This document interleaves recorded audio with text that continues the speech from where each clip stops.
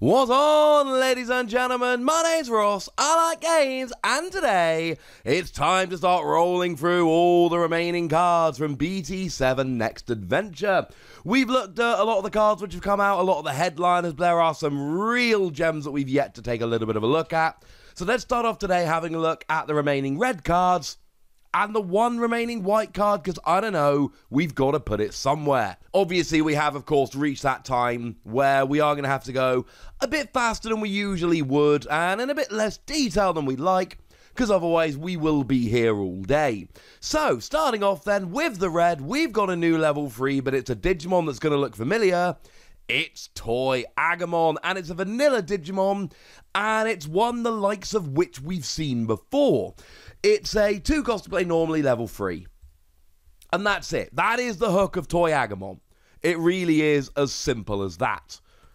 It's not powerful, it's not got any good skills, but it's cheap. Incidentally, it is exactly the same as the Beamon from the starter deck, which is again exactly the same as the Monodramon that came around in BT1. So it's the third time we've had this same card. So essentially, if you've been playing the game, you know exactly how good this card is. Really good, however, fairly uninspiring, in that it's just a cheap to play card. What I will say is, if you want to play red, you've now potentially got 12 of these cheap level 3s you can play, because you can play 4 of each of them, and that could actually make a little bit of a difference. Moving on, we got ourselves a new Hackmon. It is a 4 cost to play normally, 0 cost to Digivolve, 3000 power level 3, so this is more expensive to pay than your average level 3, but there's no play skill, so try and Digivolve it if you can. You'll also notice the Tuskemon hanging around in the background there, which, well, if you've been following the game, you'll know these dudes roll together. So there's one inheritable skill, I should say our translations from the lovely folks at digimoncard.dev. When you are attacking, once per turn, you may reveal the top 5 cards of your deck, and add all cards with Tuskemon in their names to your hand, placing the remaining cards at the bottom of your deck in any order. Now, I told you that we've got those new Tuskemon, the awakened versions from this particular set, which I am a gigantic fan of, because there's ridiculous recovery. So if you're playing that kind of deck, this is absolutely a Digimon you are going to want to be having a play around with. The rule is really simple. If you're playing a deck with Tuskemon in, you kind of want to play this. This should be your evolving level 3 of choice. Now, Tuskemon here is a 4 cost to play normally, 2 cost to Digivolve, 5000 power Digimon. It's fine, it's slightly more powerful than you would expect, but nothing terribly amazing. We've then got one skill whereby when you are Digivolving, one of your Digimon gets 2000 more power for the turn. And on the one hand, I like having this extra power. On the other hand, it's an extra 2000 power, and I'm not sure, you know, it's a 2 cost to Digivolve level 4, 1 cost to Digivolve level 4s exist. I honestly don't think I'm going to be willing to spend my 2 cost to Digivolve just to give myself an extra 2000 power. It's not to say that it's bad, and I'm sure there are some decks that can really make use of that occasional little boost in power, because that's what this is, right?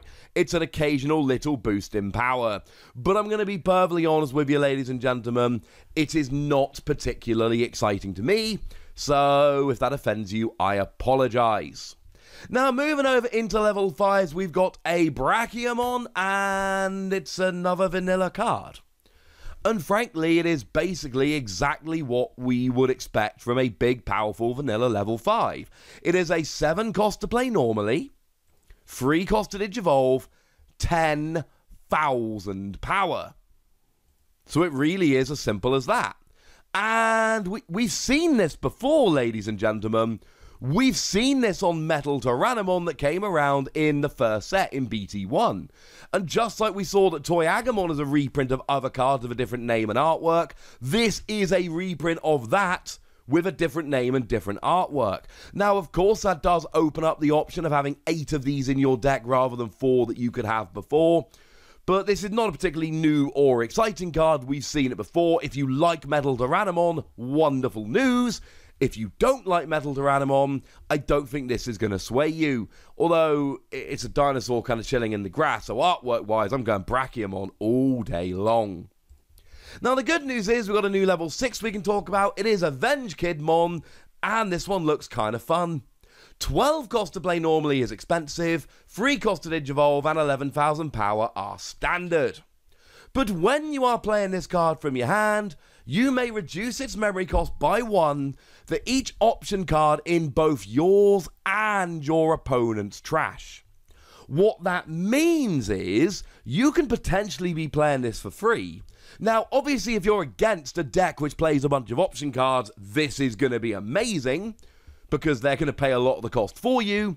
But even if you're not, you can make a deck with a whole bunch of option cards in, and then you're reducing the cost. And it just says reduce the cost by 1 for each option card in yours and your opponent's trash. So, with no limit being put on it, that means you can go right down to 0, and that's an awesome, awesome thing indeed. So yeah, it's expensive to play normally, but they pay it back pretty quickly.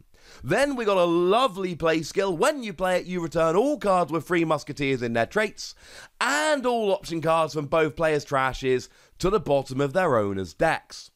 If 7 or more cards were returned using this effect, you delete one of your opponent's Digimon with 3 Musketeers in its traits, or 8,000 power or less.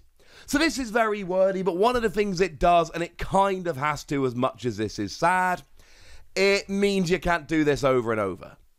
So you can't go, oh, my opponent and I, between us, have 12 option cards in our trash. I'll play this for fun, and basically play 4 of them for free. That won't work. It would be fun, but also be broken and kind of ruin the game and actually end up not being fun. So, kind of needs to happen. It is a necessary check. Yes, you can play this super cheaply, and that's awesome, but they're going to stop you doing it multiple times, but then they're going to apologise. Incidentally, you do also return all cards with 3 Musketeers in their traits to the bottom of the owner's decks. But, as long as you hit 7 cards here, you can delete either a 3 Musketeer, and I'm going to be honest with you here, it's probably going to be an upset if you get a 3 Musketeer. It's only going to be in certain times this will actually work. However, it's kind of cool here because you can delete a Digimon with 8,000 power or less. So actually, that's kind of cool, to be honest with you, ladies and gentlemen.